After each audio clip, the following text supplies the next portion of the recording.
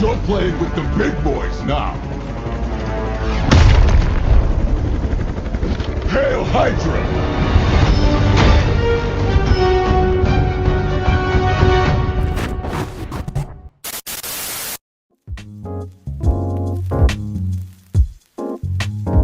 Keeping on track with Marvel, I'm going to talk about Midnight Suns as well and transition into that. Crossbones. I really loved what I love about you vocally is this grit you bring to your characters. There's this sort of Rick stamp that you bring with each role that you do. So I'm curious with Crossbones, what in the audition that you can recall, remember, helped you decide what you want to do with Crossbones vocally? Well, again, they kind of give you some basic ideas. And I also keep myself from listening to any other version of Crossbones, right? So I'm just going to go at it my way. Like a lot of auditions, they gave us some images, and that does a lot. It does a lot for me, right? So while I'm in the booth, even like for Hulk, I mean, I'm obviously not the Hulk, but I imagine that I am. Like I try to take up space. You know, I imagine I have like traps like connecting my ears to my shoulders, like I'm just massive.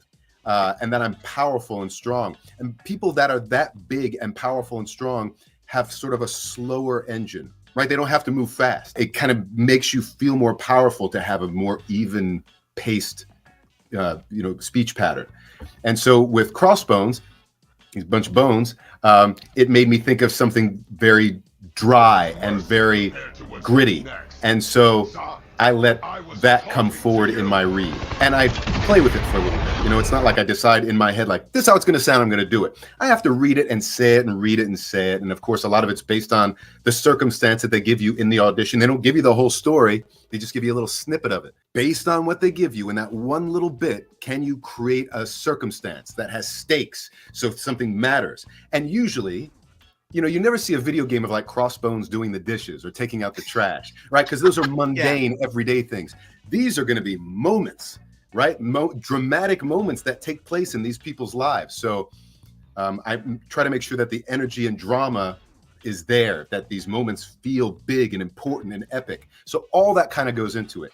And then technically, in terms of my voice, you listen to my voice and it doesn't sound anything like that. Everybody's got a way to make their voice sound gritty and rough and textured, but I'm going to tell you mine.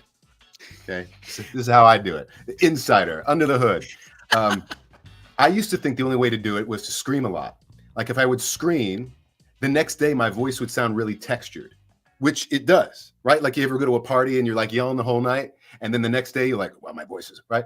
So yeah, which is not good. That's like damage. And obviously you don't want to damage yourself, even though it might sound really good. Ultimately, if you want to be working a lot, you don't want to damage your voice. So I find that if I choke myself of air, like instead of using a lot of air when I speak, if I use less air like this, then my voice gets textured, right? And I can drop my voice into my lungs, right down here in my chest. And now I have a lot of texture because I'm just not using a lot of air, which is interesting. Because like last night we saw Beetlejuice, and we're in the movie theater. And when I have to be real quiet, like talking to my son, I'm like, watch this part right here. Watch this.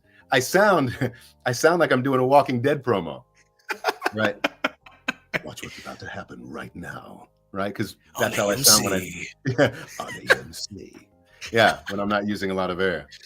Oh, that's so cool, dude. I love this. I love learning about the process of creating these awesome voices. And I really do love your Crossbones, and not for nothing. Funny enough, Fred Tatasciore also played Crossbones. So Claw wasn't exaggerating.